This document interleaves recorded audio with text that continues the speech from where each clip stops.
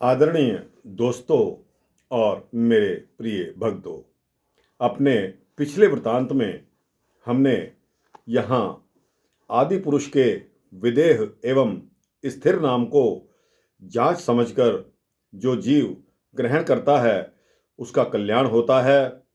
विधि पूर्वक गुरु पूजन कर उनसे पान बीड़ा का प्रसाद एवं आदि पुरुष के साथ सुमिरन का ज्ञान प्राप्त करे तो उस ज्ञान का आचरण करता हुआ गुरु कृपा से वह अमरलोक का रास्ता पा लेता है। गुरु ज्ञान के आचरण में सार गुणों को ग्रहण कर वह नीर शीर का विवेकी बन जाता है।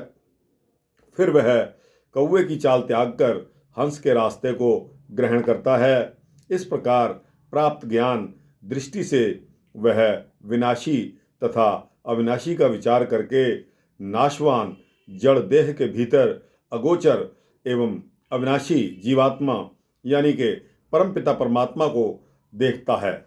तो दोस्तों, इसके आगे का वृतांत जीवों के लिए काल का फंदा रचना सदगुरु कबीर साहब के वचन धर्मदास के प्रति आते हैं चौपाई के रूप में।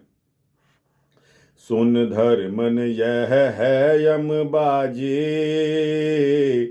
जेहि नहीं चीन्हे पंडित काजी। सुन धर्मनि यह है यम बाजी, जेहि नहीं चीन्हे पंडित काजी। जायम ताहे गोसैया भाखे, तजे सुधा नर विष कह चाखे। जायम ताहे गुसैया भाखे, तजे सुधा नर विष कह चाखे। सदगुरु कबीर साहब फरमाते हैं कि हे धर्मदास, यह यम यानी के काल निरंजन यानी के धर्मराज की चालबाजी है, जिसे पंडित और काजी नहीं समझते। इस काल निरंजन को भ्रमवश सभी स्वामी कहते हैं और सत्य पुरुष के नाम ज्ञान रूपी अमृत को त्याग कर मनुष्य काल माया को नाम एवं विषय रूपी विष को खाते हैं। आगे चौपाई आती है। चारेहु मिल यह रचना कीन्हा, कच्चा रंग सो जीव है दीन्हा। पांच तत्व तीनों गुण जानो, 14 यम ता संग पछानो। यह विध कीन्ही नर की काया, मारे खाए बहुर उपजाया। चारेहु मिल यह रचना कीन्हा, कच्चा रंग सुजीव है दीन्हा। 5 तत्व तीनों गुण जानो, 14 यमता संग पछानो। यह विध कीनी नर की काया, मारे खाए बहुर उपजाया। अर्थात चारों, कौन चारों?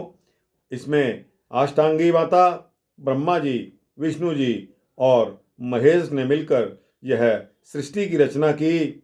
उन्होंने जीव की देह को कच्चा रंग दिया, वह स्थायी नहीं है। यह आयु के अनुसार रंग रूप बदलता रहता है। 5 तत्व यानी कि पृथ्वी, जल, अग्नि, वायु एवं आकाश और 3 गुण सत, रज एवं तम से देह की रचना जानो, उसके साथ 14 यम पहचानो, समझो। इस प्रकार मनुष्य देह की रचना का काल ने उसे मार खाया तथा फिर उत्पन्न किया। इस तरह मनुष्य सदा जन्म मरण के चक्कर में ही पड़ा रहता है। आगे भक्तों चौपाई आती है। ओंकार है वेद को मूला, ओंकार में सब जग भूला। है ओंकार निरंजन जानो, पुरुष नाम सो गुप्त अमानो। ओंकार है वेद को मूला, ओंकार में सब जग भूला। है ओंकार निरंजन जानो, पुरुष नाम सो गुप्त अमानो। अर्थात ओंकार वेद का मूल आधार है और इस ओंकार में सारा संसार भूल गया है। संसार के लोगों ने ओंकार को ही ईश्वर परमात्मा सब कुछ मान लिया है। इसकी अनेक प्रकार से व्याख्या करने के चक्कर में अन्य सब ज्ञान भूल गए हैं। सिर्फ एक ओंकार ही याद रहा। ओंकार को निरंजन समझो, क्योंकि कुछ मतों के अनुसार निरंजन का नाम ओंकार भी है, परंतु पुरुष का जो नाम विदेह है उसे गुप्त समझो। वह काल माया से परे आदि नाम गुप्त है। इसके पश्चात दोस्तों चौपाई आती है। सहस 88 ब्रह्मा जाया, भाव विस्तार काल की छाया। ब्रह्मा ते जीव उपजे 12, तीन पुनि कथे बहुत विस्तारा। सहस 88 ब्रह्मा जाया, भाव विस्तार काल की छाया। ब्रह्मा ते जीव उपजे 12, तीन पुनि कथे बहुत विस्तारा। अर्थात ब्रह्मा जी ने 88,000 ऋषियों को उत्पन्न किया, जिससे काल निरंजन की छाया यानी कि प्रभाव का भी बहुत विस्तार हुआ। ब्रह्मा जी से जो जीव उत्पन्न हुए वे उनकी संतान के रूप में ब्राह्मण हुए। फिर उन्होंने शिक्षा के लिए ज्ञान शास्त्रों का कथन विस्तार किया। इसके पश्चात भक्तों चौपाई आती है। स्मृति शास्त्र पुराण बखाना, तामे सकल जीव उलझाना। जीव को ब्रह्मा भटकावा, अलख निरंजन ध्यान दृढ़ावा। स्मृति शास्त्र पुराण बखाना, तामे सकल जीव उलझाना। जीव को ब्रह्मा भटकावा, अलख निरंजन ध्यान दृढ़ावा। अर्थात ब्रह्मा जी ने स्मृति शास्त्र एवं पुराण आदि धर्म ग्रंथों का वर्णन किया और उनमें सब जीवों को उलझा कर रख दिया। जीवों को ब्रह्मा ने भटका दिया। धर्म ग्रंथों में ब्रह्मा ने कर्म, उपासना की विधि एवं नियम बताए, जिससे सभी जीव उसी ओर प्रवृत्त हो गए।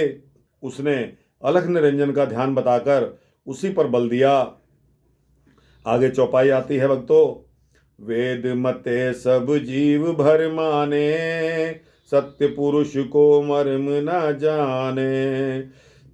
निरंकार कस कीन्ह तमासा, सो चरित्र भूजो धर्मदासा।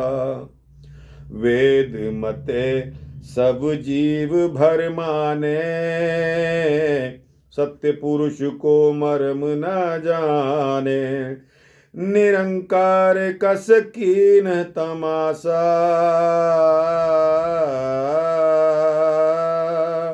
सो चरित्र बूझो धर्मदासा।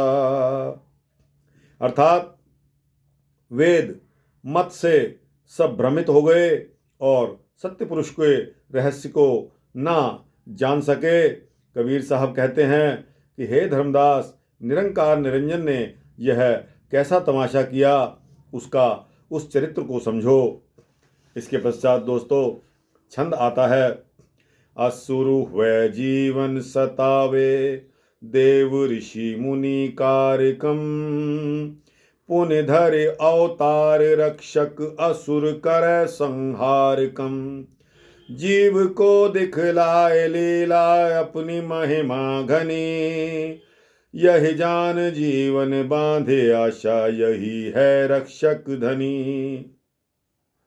असुर हुए जीवन सतावे, जीव ऋषि मुनि कारकम। पुनिधरे अवतार रक्षक असुर कर संहारकम।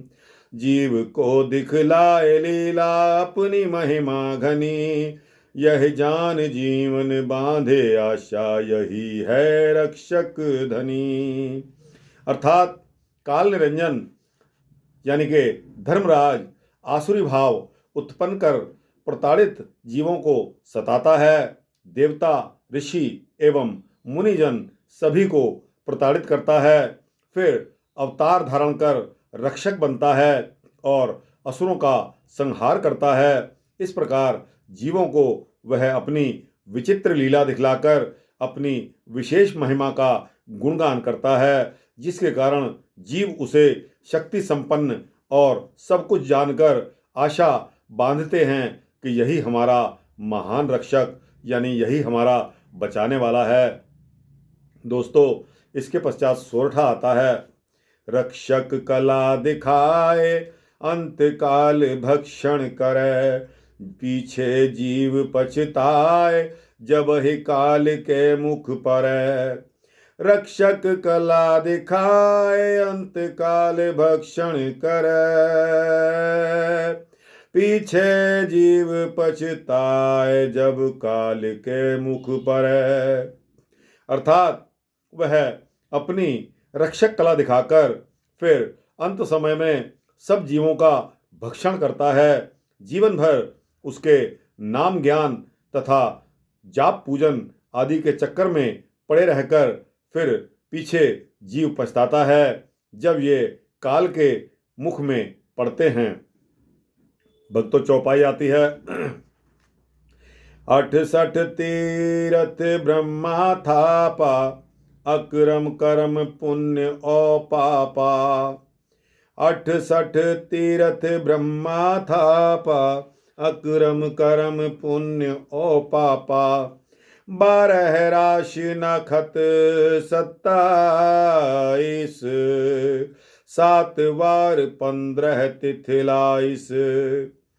68 तीरथ ब्रह्मा थापा, अक्रम कर्म पुण्य औ पापा। 12 राशि नखत 27, 7 बार ब्रह्म 15 तिथिलाइस। अर्थात ब्रह्मा जी ने 68 तीर्थ स्थापित किए, पाप पुण्य और कर्म अकर्म का वर्णन किया। फिर ब्रह्मा जी ने 12 राशि, 27 नक्षत्र, 7 वार और 15 तिथि का विधान रचा। इस प्रकार ज्योतिष शास्त्र की रचना हुई। दोस्तों, अब दोस्तों सवाल यह आता है कि 68 तीर्थ कौन से हैं? तो दोस्तों ध्यान से सुनिए, मैं आपको 68 तीर्थों की गिनती बताकर सुनाता हूँ।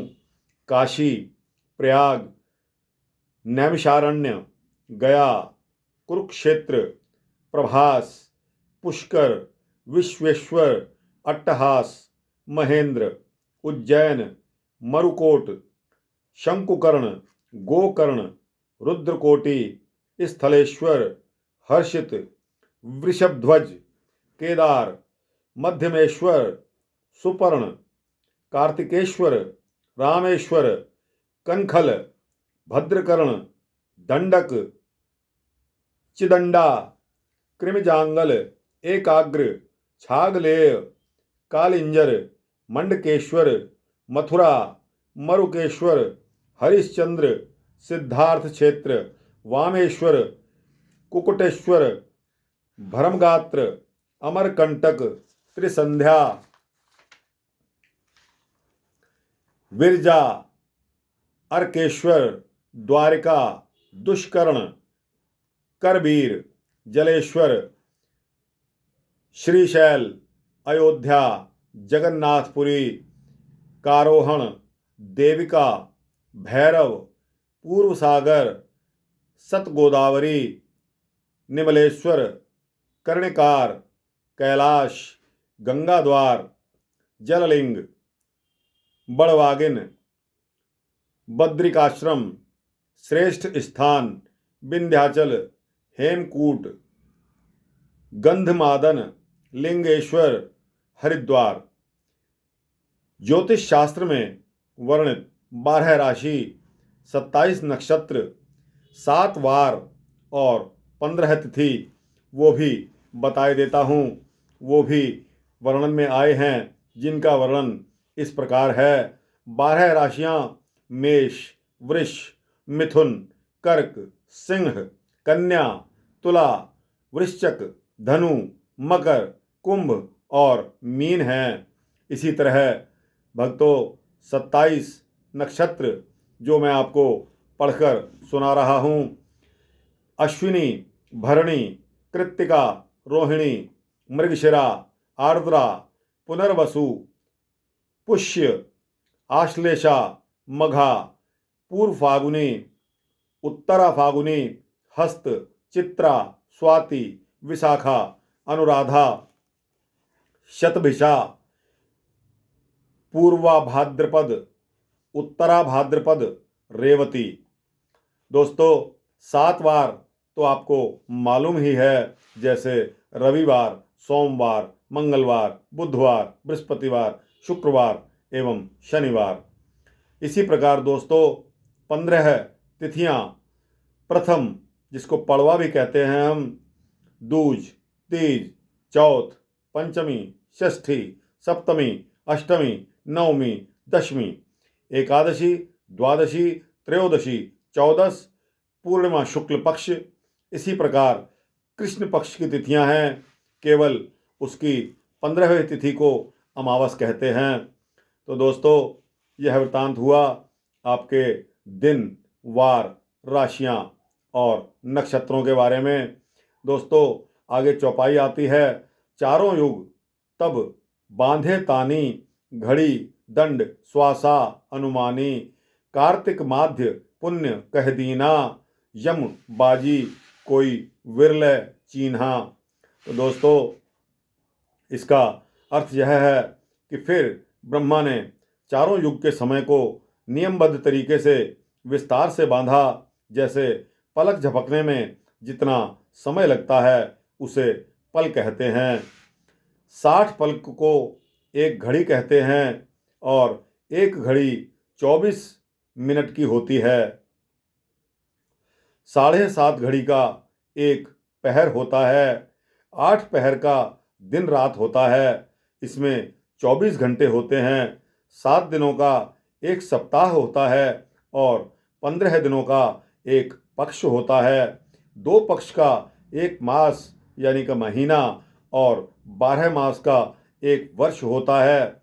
17,28,000 का सतयुग, 12,96,000 वर्ष का त्रेता युग, 8,64,000 वर्ष का द्वापर युग और 4,32,000 वर्ष का कलयुग होता है। चारों युगों को मिलाकर एक महायुग होता है। 12 महीने में कार्तिक एवं माघ इन 2 महीनों को पुण्य वाला कह दिया है कि जिससे जीव विभिन्न प्रकार के धर्म कर्म आदि करे। जीवों का इस प्रकार भ्रम बंधन में बांधने वाले यम निरंजन की बाजी यानी कि उसका दांव को कोई विरला संत साधक ही समझता है। दोस्तों इसके पश्चात चौपाई आती है: तीर्थ धाम का बांध महात्म, तजे ना भरम चीन्हे आत्म। तीर्थ धाम का बांध महात्म, तजे ना भरम ना चीन्हे आत्म। पाप पुण्य मह सब फंदावा, यह विधि जीव सब उलझावा। पाप पुण्य में सब फंदावा, यह विधि जीव सब उलझावा। अर्थात प्रत्येक तीर्थ धाम का बहुत महात्म्य बांधा, जिससे कि मोहवश जीव तीर्थों की ओर भागने लगे। विभिन्न कामनाओं की पूर्ति की प्राप्ति के लिए लोग तीर्थों में नहाकर पानी पूजने लगे तथा पत्थर से बने देवी देवताओं की मूर्तियों की पूजा करने लगे। स्वयं को भूलकर तीर्थ आदि पूजन के भ्रम में पड़ जाएं। लोग भ्रम को नहीं छोड़ते तथा अपने भीतर स्थित चैतन्य आत्मा को नहीं पहचानते। तीर्थों में स्नान करने तथा पत्थर की मूर्तियों का पूजन करने से पाप नष्ट होकर पुण्य का लाभ प्राप्त होता है। ब्रह्मा जी ने ऐसा कहकर जीवों को भ्रम के फंदे में फंसाया और सभी को उलझा दिया। दोस्तों और भक्तों, इसमें विशेष बात यह है कि सद्गुरु कबीर साहब जी ने भ्रम से मुक्ति पाने के लिए समझाते हुए बताया है कि पत्थर पानी को पूज पूज कर सभी लोग ऐसे ही मर गए। सतगुरु के ज्ञान के बिना अविनाशी चैतन्य आत्मा का रहस्य ही रह गया। जो इस रहस्य को जान गया वे इस संसार रूपी भव सागर से पार हो गया। दोस्तों, इसके पश्चात चौपाई आती है। सत्य शब्द बिन बाँचे नाही, सार शब्द बिन यम मुख जाहि। त्रास जान जीव पुण्य कमावे, किचित फल तेहि क्षुधा न जावे। सत्य शब्द बिन बाँचे नाही, सार शब्द बिन यम मुख जाहि। त्रास जान जीव पुण्य कमावे, किचित फल तेहि क्षुधा न जावे।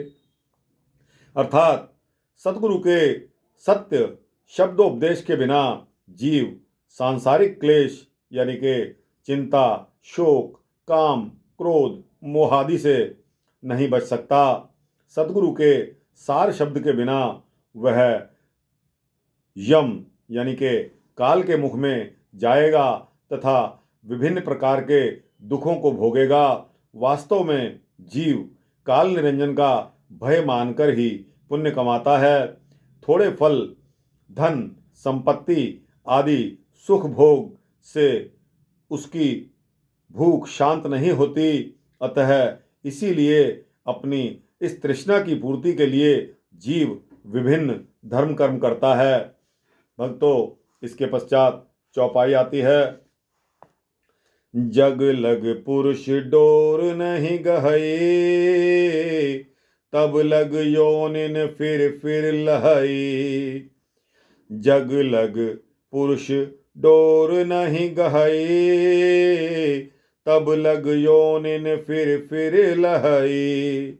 अमित कला जम जीव जगावे, पुरुष भेद जीव नहीं पावे। अर्थात जब तक जीव सत्य पुरुष की डोर ग्रहण नहीं करता, सद्गुरु से दीक्षा प्राप्त करके जब तक जीव सत्य पुरुष की भक्ति भावना, भक्ति साधना नहीं करता, तब तक 84 लाख योनियों में फिर आता रहेगा। यम यानी के काल निरंजन यानी के धर्मराज अपनी असीम कला जीव पर लगाता है, उसे भरमाता है, जिससे जीव सत्य पुरुष का भेद नहीं जान पाता। दोस्तों, कितना गहरा राज है कि आज हम जब देखते हैं तो लोगों में मूर्ति, पत्थर, पानी और तीर्थों पर भीड़ों का जमावड़ा लगा रहता है। इस लोगों के जमावड़े को देखकर एक अंधविश्वास सा बन जाता है। लेकिन दोस्तों, कबीर साहब के विचार के मुताबिक यह सब व्यर्थ है। आपका परमेश्वर आपके अंदर है। आंखें बंद करिए, अंतर ध्यान हो जाइए। आपको परमेश्वर के गुण, परमेश्वर का रियलाइजेशन, परमेश्वर का एहसास होने लगेगा। दोस्तों, इसके पश्चात चौपाई आती है। लाभ लोभ जीव लागे धाये, आशा बंध काल धर खाई। लाभ लोभ जीव लागे धाये, आशा बंध काल धर खाई। यम बाजी कोई चीन ना पावे,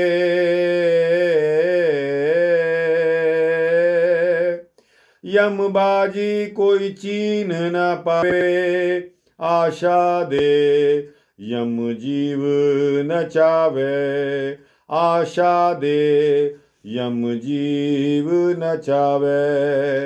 अर्थात लाभ के लिए जीव लोभवश शास्त्र निहित कर्मों में लगा हुआ दौड़ता फिरता है और उससे फल पाने की आशा करता है। इस प्रकार जीव को आशा बंधाकर काल उसे धर कर खा जाता है। काल निरंजन की चालबाजी को कोई नहीं पहचान पाता। वह शास्त्र विहित पाप पुण्य के कर्मों से स्वर्ग नरक की प्राप्ति एवं विषय भोगों की आशा देकर काल निरंजन जीव को 84 लाख योनियों में नचाता है। इसके पश्चात दोस्तों चौपाई आती है। प्रथम सतयुग को व्यवहारा, जीव ही यम लय कर आहारा। प्रथम सतयुग को व्यवहारा, जीव ही यम लय कर आहारा। लक्ष्य जीव यम नित प्रतिखाई, महा अपर बल काल कसाई। लक्ष्य जीव यम नित प्रतिखाई, महा अपर बल काल कसाई। अर्थात पहले सतयुग में काल निरंजन का यह व्यवहार था कि जीवों को लेकर आहार करता था।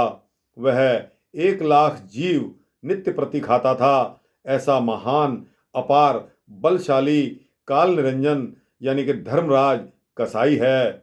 इसमें भक्तों विशेष बात यह है कि कबीर साहब जी जीवों को काल से सावधान करते हुए कि सब को बनाने मारने एवं पकाने खाने वाला काल निरंजन ही है, उसका लोभ लालच के दांव से सदा बचकर रहें, सांसारिक मोह माया से बचते रहें। कबीर साहब जी फरमाते हैं कि इस संसार में सभी लोग अनेक आशाओं एवं मान्यताओं के भ्रम बंधनों से बंधे हैं और इस प्रकार जन्मते और मरते रहते हैं। हे मनुष्य, तू सभी योनियों में सर्वोत्तम मनुष्य जन्म पाकर स्वयं को भ्रम में डालकर इसे व्यर्थ क्यों गवा रहा है? यह मनुष्य जीवन अनमोल है, इसे व्यर्थ मत गवाओ। इसके पश्चात दोस्तों चौपाई आती है। तप्त शिला निश दिन जह जरई, तापर लय जीवन कह धरई। तप्त शिला निश दिन जय तह जरई, तप्त शिला निश दिन तह जरई। तापर लय जीवन कह धरई, जीव है जार कष्ट दिखावे, तब फिर ले 84 नावे। जीव ही जार कष्ट दिखावे, तब फिर ले 84 नावे। अर्थात वहाँ रात दिन तप्त शिला जलती थी। काल निरंजन जीवों को पकड़कर उस पर रखता था और उस पर उन जीवों को जलाता था और बहुत दुख दिखाता था। तब फिर उन्हें लेकर 84 लाख योनियों में डालता था। इसके पश्चात 84 का यह दोहा आता है। ता पीछे योनिन भर मावे, यह विधि नाना कष्ट दिखावे। बहुविध जीवन कीन पुकारा, काल देत है कष्ट अपारा। ता पीछे योनिन भर मावे, यह विधि नाना कष्ट दिखावे। बहुविध जीवन कीन्ह पुकारा, काल देत है कष्ट अपारा। अर्थात उसके पश्चात जीवों को योनियों में भरमाता एवं भटकाता था। इस प्रकार काल निरंजन यानी कि धर्मराज जीवों को अनेकों प्रकार से कष्ट दिखाता था। अनेकानेक कष्ट पाने पर जीवों ने अनेक प्रकार से दुखी स्वर से पुकार की कि हम जीवों को काल निरंजन अपार कष्ट दे रहा है। सतयुग में तप्त शिला पर कष्ट पाकर जीवों का गुहार करना। सतयुग में जब तप्त गर्म शिला पर कष्ट पाकर जीवों का गुहार करने का वृतांत और कबीर साहब का सत्य पुरुष की आज्ञा से जाकर उन्हें छुड़ाने का वृतांत है।